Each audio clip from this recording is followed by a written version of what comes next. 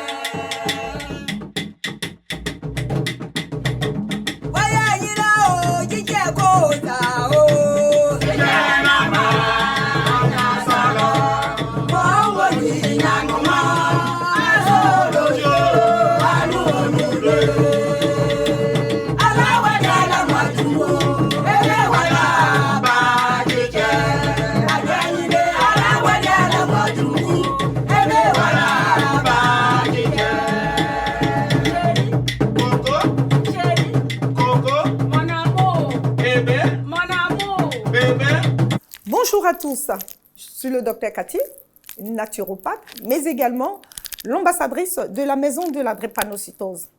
Je suis ravie de vous présenter Drépano Show. Drépano Show, c'est l'émission qui laisse la place aux drépanocytaires, qui donne la parole aux drépanocytaires. C'est l'unique émission, on va dire, qui permet aux drépanocytaires de parler, d'échanger et puis de faire le show. Drépano Show, c'est l'émission où c'est le drépanocytaire qui fait le show. Donc, je vous invite à nous suivre et puis à découvrir des histoires fantastiques, merveilleuses, souvent un peu tristes.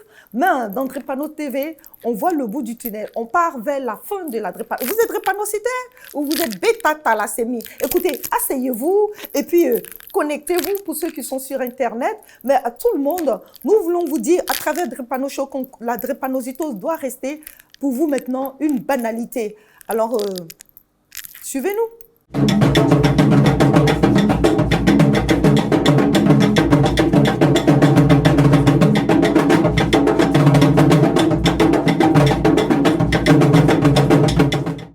Oui, nous allons continuer notre show avec Madame Guessan, qui a son histoire. Son show est intéressant, Madame Guessan.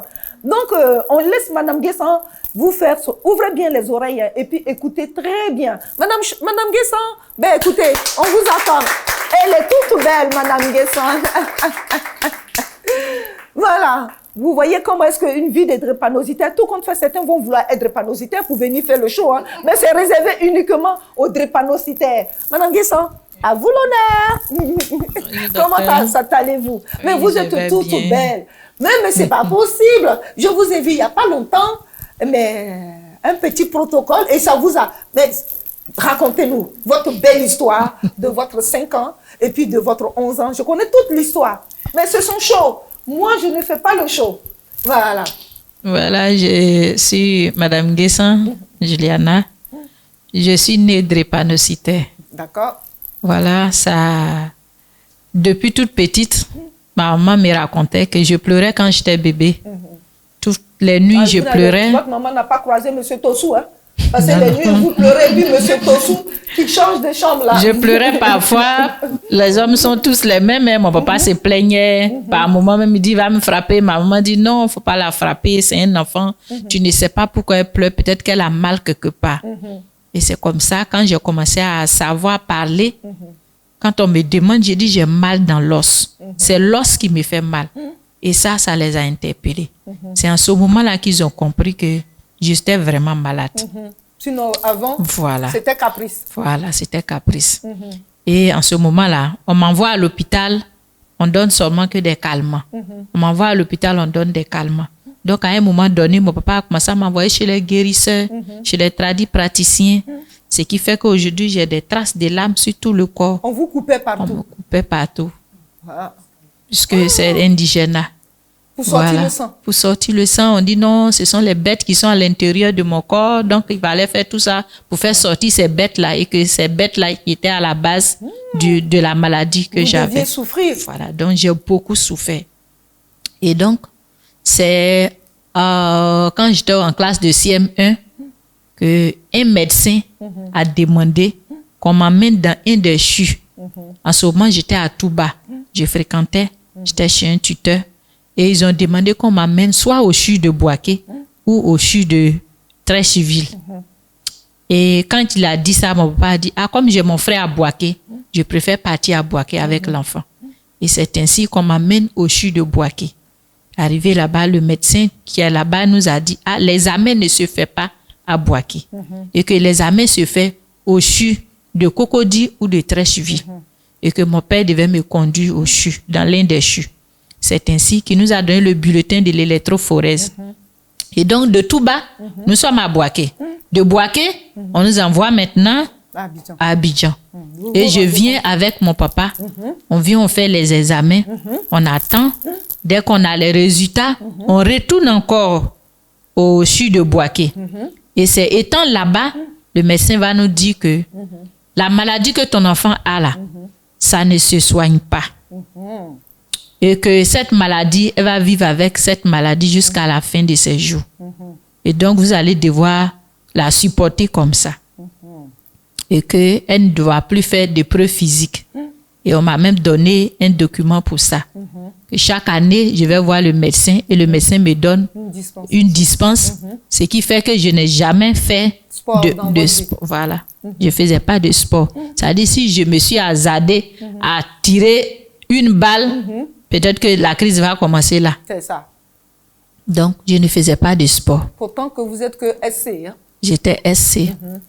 Et donc, je suis retournée à Touba, là où je fréquentais. Et ça a été comme ça jusqu'à ce que j'arrive au collège. Mon tuteur ayant pris sa retraite, je suis venue rejoindre les parents maintenant à Diokoué. Et j'étais là à Diokoué. Dans le lycée, tout le monde me connaissait. Être drépanocytaire, c'est vraiment difficile. Parce que je vivais au jour le jour. Une anecdote, une fois en classe de terminale, ils ont fait une interrogation de maths quand je n'étais pas là. Et quand je suis arrivée, quand c'est comme ça, puisque les professeurs savent que j'ai un mal comme ça, et on me donne les interrogations de rattrapage. Donc quand je suis arrivée, j'ai dit, monsieur, je suis arrivée, mais vraiment, si vous pouvez me donner l'interrogation en remplacement, là, vous pouvez le faire maintenant. Aujourd'hui, je suis en bonne santé, mais je ne connais pas pour demain.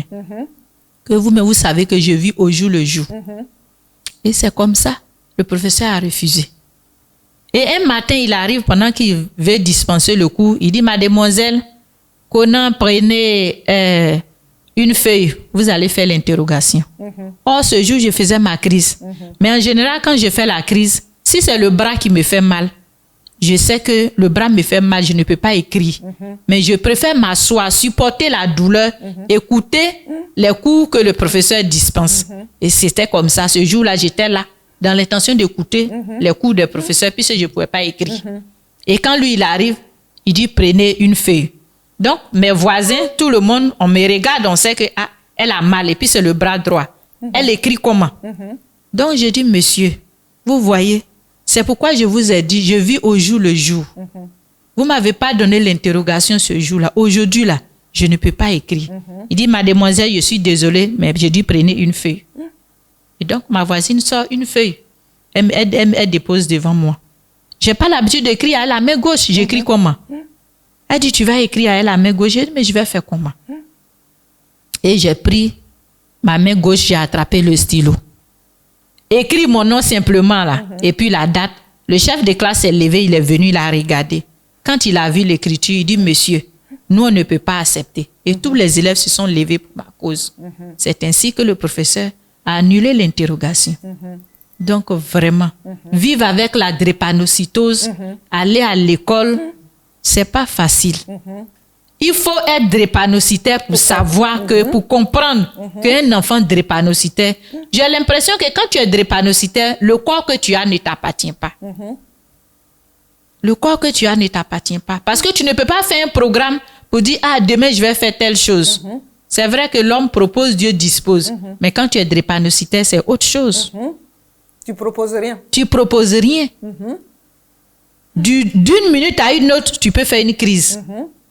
D'une minute à une autre, tu peux faire une crise. Et puis les parents, ça dit, ils ont mis dans la tête de mon père que d'un moment à l'autre, je peux mourir. Et c'est ce qui fait que quand je fais les crises, maman n'a jamais dormi à l'hôpital avec moi. Je suis plus proche de mon papa. Pourquoi? Parce que quand je fais les crises, que je vais à l'hôpital, quand on m'a hospitalisé, il dit à maman, dors à la maison avec les autres enfants. Moi, je vais dormir avec elle. Parce qu'il se dit quoi? Si je suis là, qu'elle meurt, moi, je suis l'homme, je peux gérer la situation. Vous voyez? Et donc, ça n'a pas été facile pour moi. Mais aujourd'hui, Dieu, par sa grâce, avec la rencontre de la drépacare, vraiment, je suis heureuse. Aujourd'hui, d'autres vont me voir, ils vont dire, ah, mais celle-là, est-ce que c'est pas la jeune fille qui était au lycée en son temps là? Est-ce que c'est pas elle? Mais c'est bien moi. Grâce à la drépacare aujourd'hui, je ne fais plus de crise. Grâce à la drépacare aujourd'hui, je me sens à l'aise. En tout cas, je suis heureuse. Parce que savoir qu'on vit avec une maladie qui n'a pas de médicament. Je fais la crise 3 fois, 4 fois dans le mois. Je me rappelle bien quand je préparais le bac, le médicament que je prenais, les calmants là. Je prends un médicament qui contient 30 comprimés dans la boîte. Je prends au moins 3 boîtes de ce médicament là. Je ne pensais même pas aux effets secondaires. Ça dit, je prends... Moi, mon problème, c'est quoi? C'est de calmer la douleur. Et puis, moi, je vais bosser. Ça dit, quand je fais une crise, je vais prendre le médicament, je calme la douleur, je bosse. Dès que la douleur revient, je prends le médicament encore. Mais si ce n'est pas la grâce de Dieu. Et aujourd'hui, avec la drépacare, j'ai oublié les crises. J'ai classé aujourd'hui la drépanocytose dans mon passé. J'ai classé la drépanocytose dans mon passé. Vous étiez quelle forme? SC. Le taux de drépanocytes? Le taux de drépanocytes, c'était 49% de S. Non. De C. Non, 49% de S, 49% de C et puis 51% de S. Voilà, 51% de S. Alors, votre rencontre avec la drépacare? Quand j'ai pris la drépacare, j'ai pris le traitement. J'ai dit, bon, je vais attendre et puis aller faire les examens. Après, pour voir. J'ai pris 1 mois et puis j'ai attendu. Quand j'ai attendu... Donc, après 1 mois de prise, vous avez attendu? Après 1 mois de prise, j'ai attendu pour voir, pour attendre quelques jours avant d'aller refaire l'électrophorèse. Quand j'ai attendu quelques jours, je suis allée, j'ai fait l'électrophorèse, je suis allée prendre les résultats. Quand je vais prendre le résultat, j'ouvre. Je vais taire le nom du laboratoire. J'ouvre, je vois AA.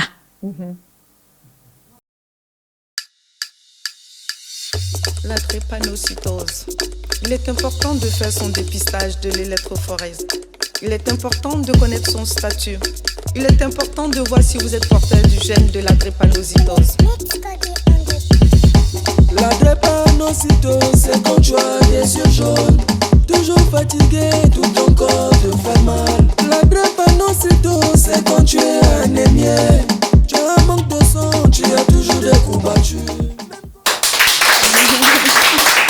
Mais j'étais dépassée, j'étais scandalisée.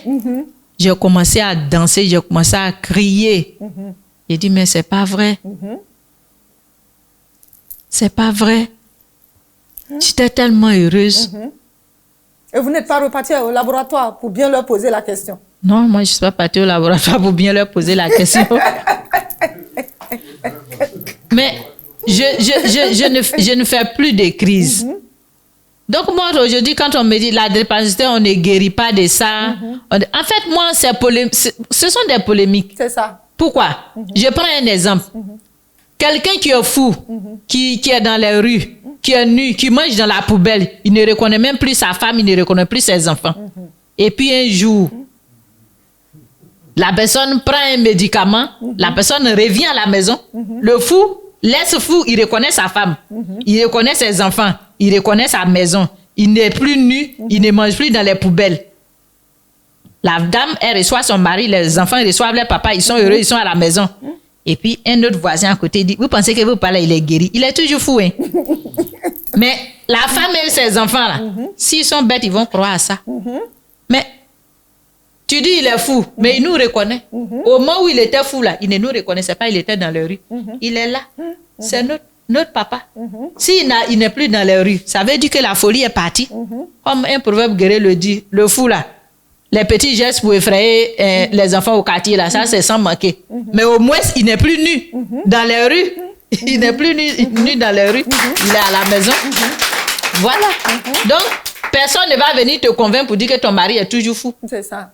Voilà. Donc, il faut être naïf pour suivre ceux qui vont venir dire il est toujours fou, hein. Il est toujours fou, hein. Mais tu dis, voilà. Donc, la drépanocytose, c'est ça. Quand on va te dire non, on ne guérit pas de ça. Mais Dieu fait grâce à qui il veut. En tout cas. Dieu fait grâce à qui il veut. Ils ont parlé de drépaquet. Comme mon mari le dit, c'est la mort, on ne sait pas. Nous autres, on a décidé d'essayer, on a pris nos courages à deux mains pour essayer. Par contre, certains sont encore là, ils hésitent. Mais nous, on les invite aujourd'hui à venir essayer la drépaquet pour pouvoir avoir la joie. C'est ça. Moi, je ne savais pas qu'un jour, il allait être heureuse dans ma vie. Et après combien d'années? C'est à 40, combien vous dites là? À partir de jusqu'à 40 ans, vous connaissez ça? Oui. Je faisais des crises, ça n'allait pas. Mais aujourd'hui, je suis heureuse, je ne fais plus de crises aujourd'hui. Aujourd'hui, si tu arrives à Diokwe, au lycée de Diokwe, pour ceux qui ont fait le lycée de Diokwe, dans les années 95, 16, 17, on me connaît là-bas. Quand tu dis Juliana, on dit, ah, celle-là. Ah. Elle vit encore. Elle vit encore. Même quand je suis allée à l'université, j'ai fait le bac 2 fois. Je pas honte de le dire, j'ai fait le bac 2 fois. Mais ceux qui m'ont dévancé la première année qui ont eu le bac sont allés à l'université de Boaké. La deuxième année, quand moi j'ai eu que je les ai trouvés là-bas, il y a un qui m'avait dit venez voir, celle-là elle est arrivée ici. Mais toi tu as cœur. Nous on pensait que tu allais mourir, donc tu vis. Il ne faut pas faire les gens vont me regarder. Donc vous voyez, les gens se sont dit que je vais mourir. Non, mais c'est la science, c'est pas les gens. Je vais mourir. C'est la science qui a. Voilà, je vais mourir. Voilà. Et à un moment donné, je suis en terminale, quand je faisais tellement de crises que j'ai dit à mon professeur de philo que monsieur, c'est mon dernier jour aujourd'hui de cours. Une fois que la sirène va retentir midi et que je vais rentrer chez moi, je ne reviendrai plus ici parce que je suis fatiguée. Je suis fatiguée. Et donc, lui, directement, il est allé voir le censeur. Il était midi moins quand on m'a dit, je suis convoquée dans le bureau du censeur. J'arrive, il me dit, c'est ton professeur qui est venu me voir. Que tu ne veux plus aller à l'école. Pourquoi? Il faut prendre courage. Prends ton courage à deux mains. Tu n'es pas loin de la sortie. Bientôt, cette année-là, tu vas avoir ton bac, puis tu vas partir. Que moi, je t'encourage. Être drépanocytaire, ce n'est pas facile. Mais fais un effort pour que tu puisses avoir le bac. C'est ça. À telle enseigne que quand les résultats du bac sont sortis, ils disent qu'ils vont bloquer mon attestation. Ah bon? Donc, vous voyez, vraiment, c'est... Donc, là, vous êtes une femme heureuse, épouse heureuse, maman heureuse. Voilà, professionnellement heureuse. Je suis heureuse parce que parfait. Vraiment, donc, je viens de loin. Elle vient de loin. Comme on le dit, je viens de loin. Voilà. Et donc, dans vos villages, dans vos régions, vous connaissez, vous avez des sœurs et tout qui sont drépanocytaires. Oui, c'est mes cousines. En tout cas, je dis à beaucoup. Parce que quand on va à l'hôpital, on ne nous dit pas de faire électrophorèse. Hein. Tous ceux qui sont allés à l'hôpital... Tous ceux qui sont allés à l'hôpital, qui sont malades, qui ont des problèmes d'anémie, en tout cas, tous ceux qui ont eu des problèmes d'anémie, je leur ai demandé. Moi-même, comme ce sont mes parents, quand ils m'appellent, ah, mon enfant est malade, ça fait quelques jours, on est à l'hôpital, l'enfant anémie, il dit, demande à ton médecin de vous donner bulletin d'électrophorèse.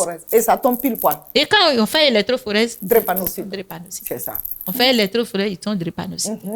Donc, vraiment, on voudrait encourager le corps médical C'est ça. à faire, Voilà. à donner des bulletins C'est aux, ça. aux personnes qui arrivent. C'est ça. Quand un patient arrive, quel que soit le mal, c'est vrai que l'électrophorèse coûte un peu cher, mais c'est mieux de savoir. C'est ça. Parce que si tu ne sais pas de quoi tu souffres, tu ne peux pas te Tu vas- soigner. oui, tu vas tourner dans des traitements Voilà. et puis en finir. quoi. Voilà. Donc, vraiment, on encourage tous ceux qui sont drépanocytaires.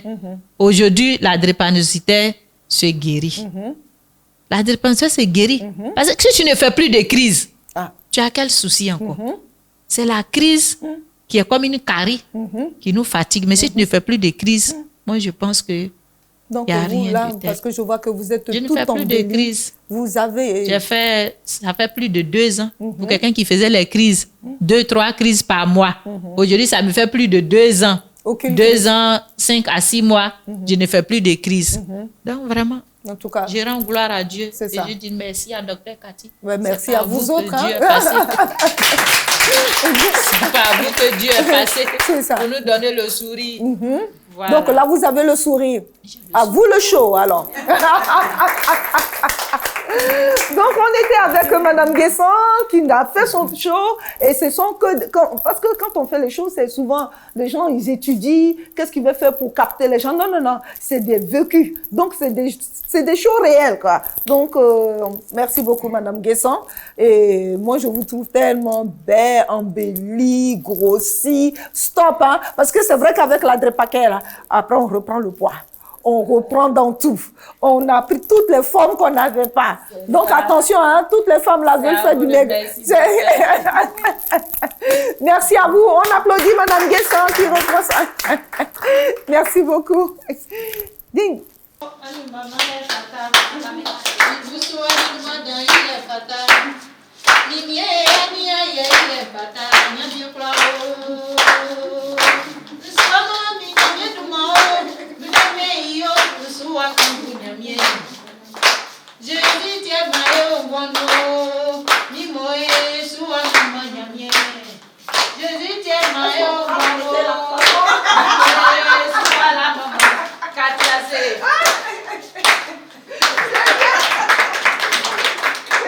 Non, elle disait, mais est-ce qu'elle peut danser? Mais là où elle est partie, on dirait qu'elle peut s'arrêter là. Hein?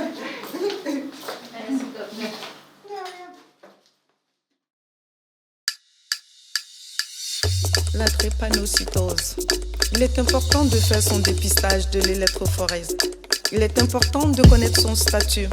Il est important de voir si vous êtes porteur du gène de la drépanocytose. La drépanocytose, c'est quand tu as des yeux jaunes, toujours fatigué, tout ton corps te fait mal. La drépanocytose, c'est quand tu es anémié, tu as un manque de sang, tu as toujours des coups battus. Même quand il fait chaud, toi tes os te font mal.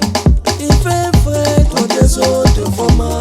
La drépanocytose, si tu as cette maladie, Rends-toi à la maison de la drépanocytose. À ce jour, on soigne correctement la drépanocytose avec nos plantes. Alors, si vous n'avez pas fait encore votre test d'électrophorèse, courez rapidement à la maison de la drépanocytose vous faire dépister. à des paquets, à des paquets, à des paquets, à des paquets, à des paquets, à des paquets, à des paquets, à des paquets, à des paquets, à des paquets, à des paquets, à des paquets, à des paquets, à des paquets, à des paquets.